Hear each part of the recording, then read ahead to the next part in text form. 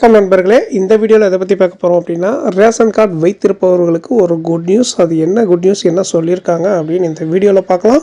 So வீடியோவை skip பண்ணாமல் கடைசி வரைக்கும் பாருங்கள்.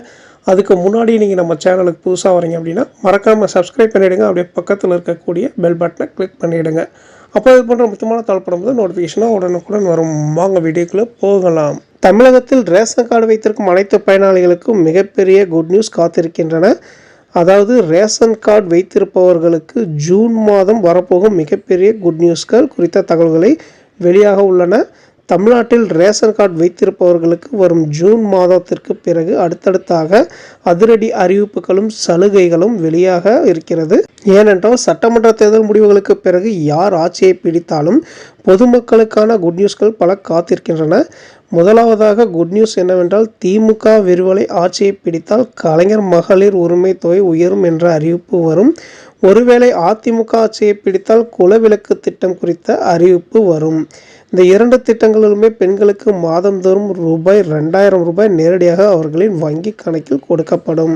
அதனால் இந்த திட்டம் குறித்த எதிர்பார்ப்பு பெண்கள் மத்தியில் இப்போது ஏகபோகமாக இருக்கிறது. அதே நேரத்தில் யார் ஆட்சிக்கு வந்தாலும் மாதம் ரூபாய் 2000 கிடைக்கும் என்பதிலும் பொதுமக்கள் மகிழ்ச்சியாக இருக்கிறார்கள். அதே நேரத்தில் இந்த திட்டத்தில் தங்களையும் சேர்த்து கொள்ள வேண்டும் என புதிதாக ரேஷன் கார்டு வாங்கியவர்கள், ஏற்கனவே விண்ணப்பிக்காமல் இருப்பவர்கள், இந்த திட்டத்தில் விண்ணப்பித்தும் நிராகரிக்கப்பட்டவர்கள் என பல பெண்கள் காத்து கொண்டு இருக்கிறார்கள்.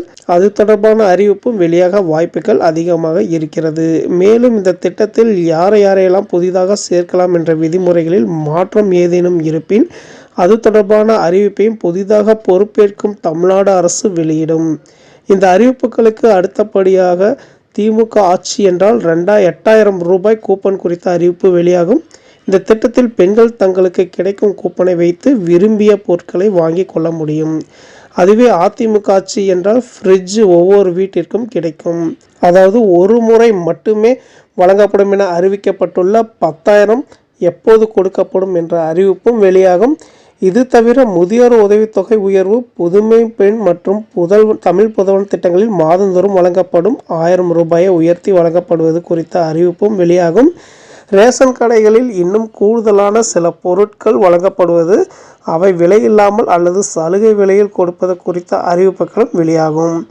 ஏற்கனவே இன்னும் 2 மாதங்களில் தமிழ்நாட்டில் ரேஷன் கார்டு வைத்திருப்பவர்களுக்கு பல வகையான அதிரடி அறிவிப்புகள் காத்திருக்கின்றன. வருமான வரி கட்டுபவர்கள் உள்ளிட்டோருக்கு இந்த அறிவிப்புகள் மூலம் எந்த ஒரு பயனும் இல்லை. அவர்கள் இதன் மூலம், அதாவது இப்படிப்பட்ட அறிவிப்புகள் மூலம் பயனடைய வாய்ப்புகளே இல்லை. அரசு ஊழியர்கள் மற்றும் அவர்களது குடும்பத்தினருக்கும் இந்த அறிவிப்புகள் எந்த ஒரு பயனும் இல்லை. ஏனென்றால் வறுமை கோட்டிற்கு கீழ் உள்ள ஏழை எளிய மக்களுக்காகவே இந்த திட்டங்களை எல்லாம் அதிமுக மற்றும் திமுக அறிவித்துள்ளன. ஆதலால் யார் ஆட்சி அமைத்தாலும் அவரவர் பொதுமக்களுக்காக செய்வதாக கூறிய இந்த கவர்ச்சிகரமான திட்டங்கள் எப்போது முதல் செயல்பாட்டுக்கு வரும் என்ற அறிவிப்பு வரப்போவது உறுதியாகிவிட்டது. இந்த தகவல் உங்களுக்கு பயனுள்ளதாக இருந்தால் இந்த வீடியோவை லைக் பண்ணி உங்கள் ஃப்ரெண்ட்ஸுக்கு ஷேர் பண்ணுங்கள். ஓகே நண்பர்களே, இது போன்ற முக்கியமான அப்டேட் பற்றி தெரியணும் அப்படின்னா நம்ம சேனலை சப்ஸ்கிரைப் பண்ணிக்கோங்க. நன்றி.